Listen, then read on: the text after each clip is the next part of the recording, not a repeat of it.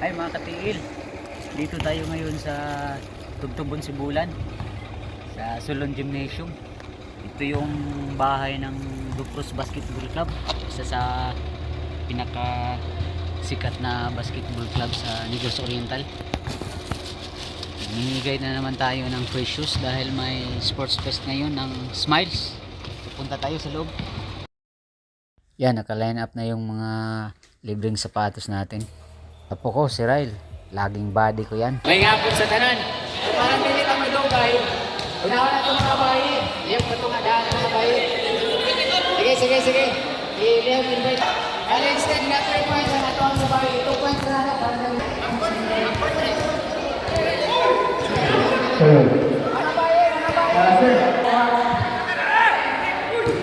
So dito habang ipipila yung mga babae, ang mga lalaki naman sobrang kulit. So, magsisimula na yung sa mga babae. Yan, pasok agad.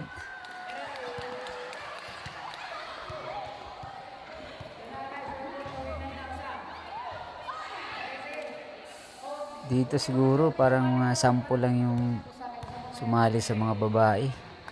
Kasi mahihain yung karamihan.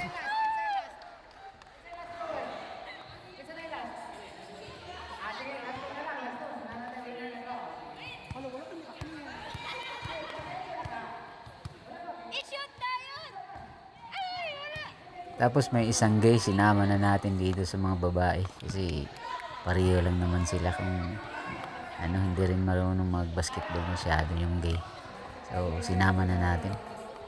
Masaya din siya na nakasali dito.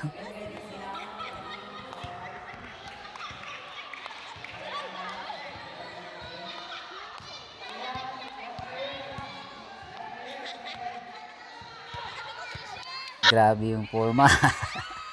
Bah! May 2 winners na tayo sa babae. Sigurado na yun.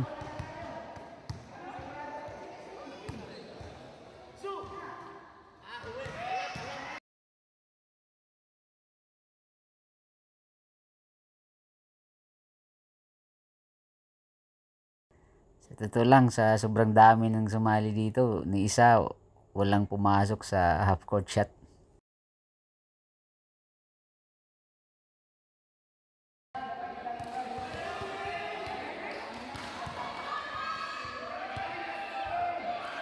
Yan si number 12. Maraming salamat pala sir sa iyo. Siya kasi yung naging tulay ko dito para makapunta rito. Kasi nung isang araw, 2 sila pumunta rito sa bahay. Bumili sila ng produkto natin. Maraming salamat sir, number 12. Yan mga kaibigan nating referee. Sinama din natin sila para masaya din. Bali 3 sila or 4 ba siguro. So yun, kahit na referee, hindi rin, wala rin pumasok.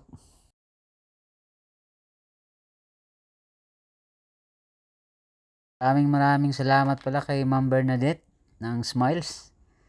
Siya yung nag-invite sa atin dito. So nag-uusap kami kanina. Sabi niya sobrang masaya din daw ng mga empleyado nila. Dahil nga naka-share tayo dito. Bigay tayo ng kasiyahan sa nila, sports fest nila.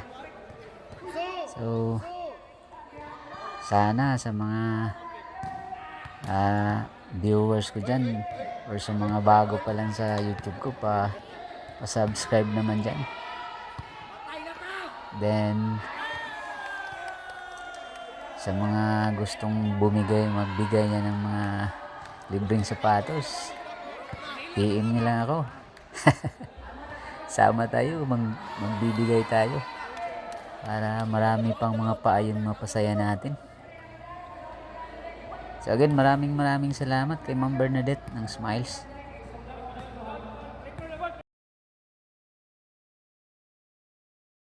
So ang nangyari dito, pagkatapos ng first round dun sa half court, kaya ni isa nga walang pumasok. So sinitol natin dito sa 3-point shootout.